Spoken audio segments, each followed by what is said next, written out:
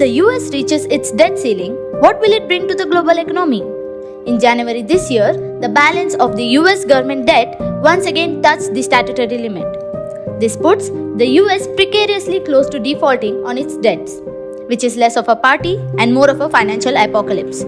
As long as Congress passes the agreement before June 5th, when Treasury has said the United States will run out of cash. But what exactly is the US debt ceiling? And what could be the potential consequences?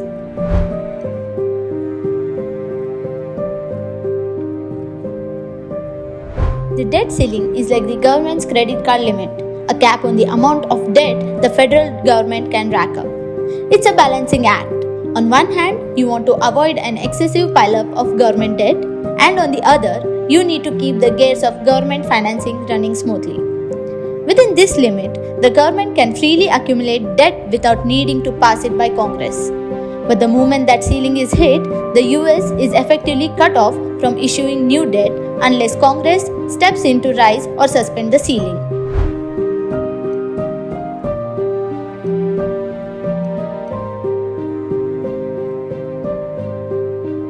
Higher interest rates on loans and bonds would burden the government, individuals, and businesses. Borrowing would become more expensive, straining the economy.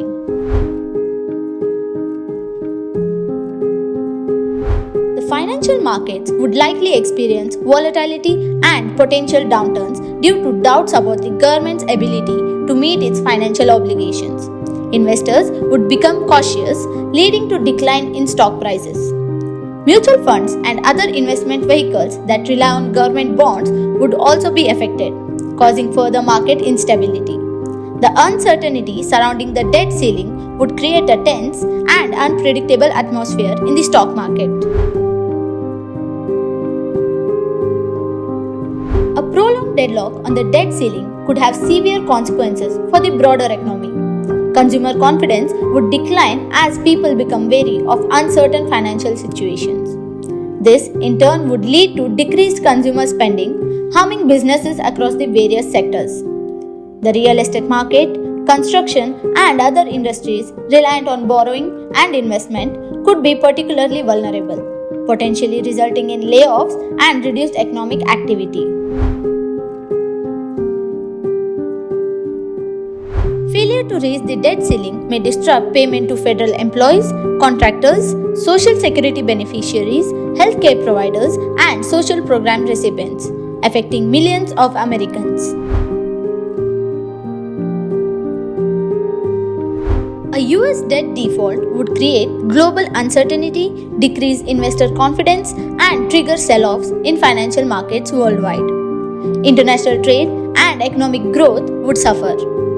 Anyway, the White House Council of Economic Advisors warns of a similar downturn to the 2008 Great Recession if there is a debt default this time.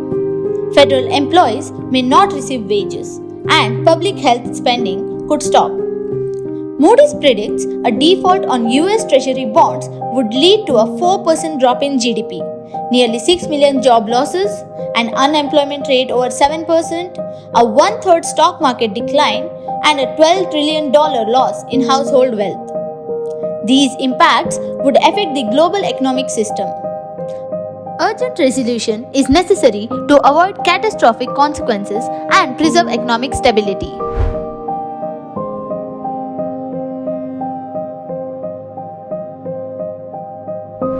The answer lies in the increasing partisan divisions and the evolving nature of the debt ceiling as a political weapon. On January 19th, the US federal government's debt reached the statutory limit of $31.38 trillion. In response, on April 26th, the House of Representatives passed the Limits Savings Growth Act proposed by Republicans. The bills allowed for a $1.5 trillion increase in the debt ceiling or a suspension until March 31st, 2024, but with the condition of significant cut in government spending and the elimination of new energy tax credits. However, Democrats collectively opposed this bill, with the White House insisting on an unconditional increase in the debt ceiling. As a result, negotiations have reached a stalemate. But now we can have a bit relax.